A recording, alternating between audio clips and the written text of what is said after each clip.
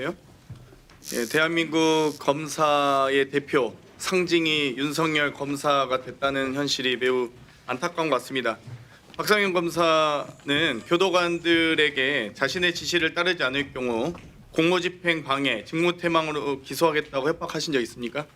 없습니다. 네, 상부에 보고하면 공무상 직무누설로 기소하겠다고 협박한 적 있습니까?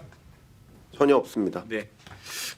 보통 출정을 하면 보통 구치감으로 이동해서 식사를 하죠. 평일에는 그렇습니다. 예. 그런데 이화영, 김성태, 방용철이 5월 17일에 이 저녁 식사를 위한 구치감으로 이동했다는 자료가 없는데 혹시 이거는 어떻게 보십니까? 교도관들의 출정 기록 누락인가요? 단순 누락? 제가 그 부분 잘 모르겠습니다. 모르겠어요? 예. 6월 21일 출정일지에 5시 5분에 안부수의 딸이 검사실에 와서 안부수 면회 가능 여부에 대해서 물어봤고 조사 중인 가족 면회는 안 된다고 했으나 결국 만남이라고 교도관이 작성해 놓은 자료가 있습니다. 여기에 대해서 혹시 이 안부수의 딸의 이 접견을 허용했습니까? 검사로서?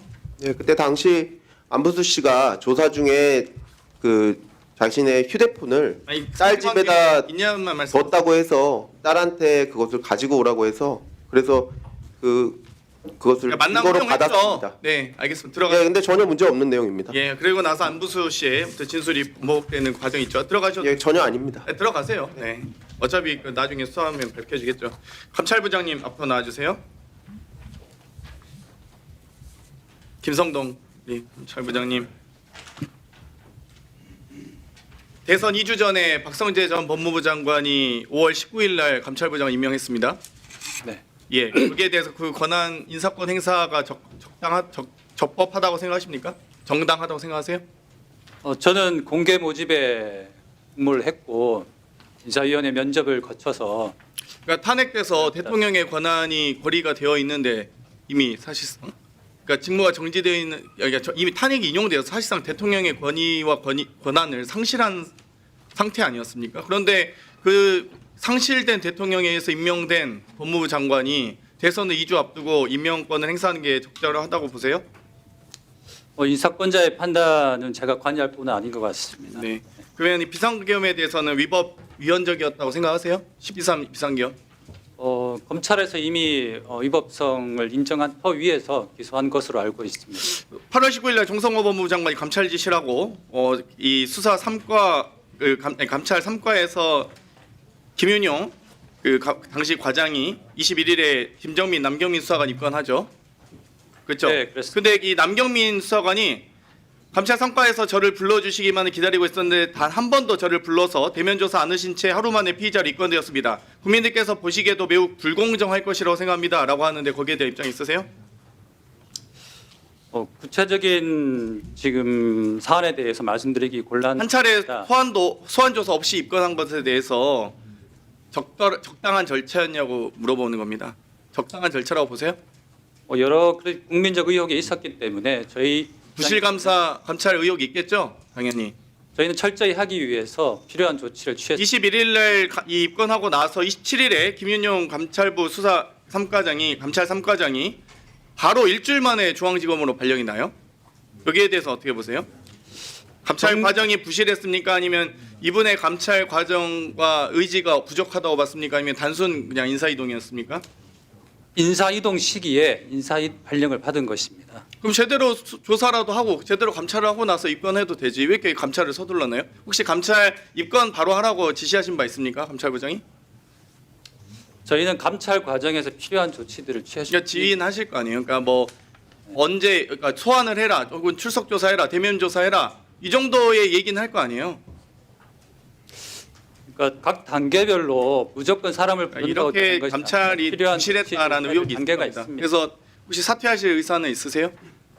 없습니다. 없습니다. 알겠습니다. 들어가셔도 좋습니다.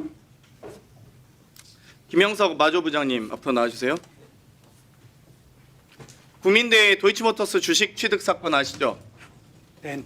그 국민대가 이사회 심의 의결 없이 도이치모터스 주식 30만 주를 매입했습니다. 심지어 금융투자업 등록도 안 한 무자격 업체와 수의 계약을 통해서 했고요. 자문료, 성공보수 6억 9천만 원을 지급했습니다. 이 당시 검찰이 2023년 8월에 이사회에 계속 보고되었으므로 사실상 심의 의결에 준한다라는 말도 안 되는 논리로 무혐의 처분을 했어요. 이 당시 김영석 부장이 이 해당 사건 부장검사 맞습니까? 제가 담당하지 않았습니다. 담당은 아니셨고요. 부장은 맞습니까? 해당 수사에? 그러면은 이 당시 이 해당 이 사건에 대해서는 그러면 관여한 바 없으시고요? 알겠습니다. 들어가셔도 좋습니다. 여기에 대해서 사립학교법 제16조의 학교 법인의 예산결사 차입금 재산의 취득 처분과 관리에 관한 사항은 심의 의결 사항입니다. 차장님 그렇지 않습니까? 예. 예. 그리고 자본시장법 17조에도 금융투자법 투자업 등록 없이 투자 자문을 영위할 수 없다라고 하는데 국민대가 등록되지 않은 자문사와 수의계약을 맺고 수억을 지급했고요. 심지어 도이치모터스 주식 같은 경우는 손실을 보고 팔았음에도 불구하고 무슨 손실을 봤는데 자문료 뭐 자문을 받았으면 줄 수 있지만 성공 보수비 명목으로 무자격 업체에게 6억 9천만 원을 지급합니다. 여기에 대해서 지금 검찰이 무혐의 처분했어요. 어떻게 보십니까? 의원님 죄송합니다. 저도 그 내용을 처음 듣는 이야기라서 미리 지금 김건희와 관련된 뭐 지금 도이치모터스부터 해서 도이치파이낸셜 뭐 명품백 등등 해서 다 지금 무혐의 주고 있는데 국민대 같은 경우는 김건희 씨에게 박사학위를 수여하고 또 심지어 국민대 이사장은 지금 뭐 무려 4년이나 국감 출석을 불응한 채 도망 다니고 있어요. 심지어 국민대가 이 중앙행정심판위원회에 이 다시 한번 이 재산 처분에 대해서 심의 의결을 요청했는데 둘 다 이 심판원에서도 중대한 위법이다라고 판단해서 위법이라고 판단했는데 이 검찰만 무혐의했습니다. 이거 누구의 도대체 이 무혐의 과정에서 누가 이렇게 했는지는 좀 제가 보기엔 대검 감찰부장께서 감찰할 가능성이 낮아 보이는데 어떻게 생각하세요? 교육부 감사와 그러니까 중앙행정심판위원회에서 다 중대한 위법이라고 했는데요. 무자격자에게 자문받고 성공보수 지급하고 심지어 손해까지 입은 이 도이치모터스 주식에 대해서 제가 보기에는 재수사하셔야 될 것 같은데요. 한번 문제가 있는지 의원님 살펴보고 보고드리도록 하겠습니다. 이 무혐의 준 검사의 지휘 라인도 다 함께 조사하셨으면 좋겠습니다. 예. 이상입니다. 네, 수고하셨습니다.